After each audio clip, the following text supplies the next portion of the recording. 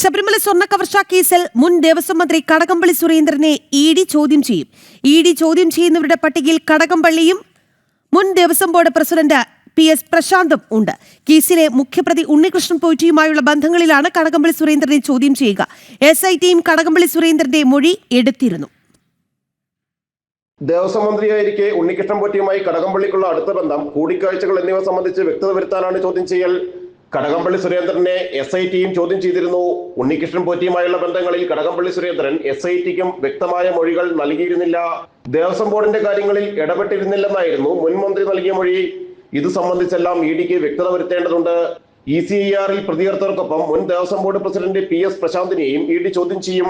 മന്ത്രിയായിരിക്കെയുള്ള കടകംപള്ളിയുടെ വിദേശയാത്രകളെ കുറിച്ചുള്ള വിവരങ്ങളും ശേഖരിക്കും. ഉണ്ണികൃഷ്ണൻ പോറ്റിയും കടകംപള്ളി സുരേന്ദ്രനും ഒരുമിച്ചുള്ള ചിത്രങ്ങൾ പുറത്തു വന്നിരുന്നു. ഉണ്ണികൃഷ്ണൻ പോറ്റിയുടെ അപേക്ഷയിൽ സഹായിക്കണമെന്ന കുറിപ്പെഴുതി നൽകി, പോറ്റിയുടെ സ്പോൺസർഷിപ്പിൽ മണ്ഡലത്തിൽ വീട് വെച്ച് നൽകി തുടങ്ങിയ ആരോപണങ്ങൾ കടകംപള്ളി നിഷേധിച്ചിരുന്നു. ഇന്നലെയായിരുന്നു ശബരിമല സ്വർണ്ണക്കവർച്ചയിൽ ഇഡി ECI രജിസ്റ്റർ ചെയ്തത്.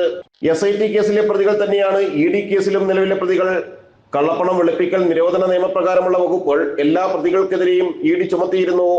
ജനം, കൊച്ചി.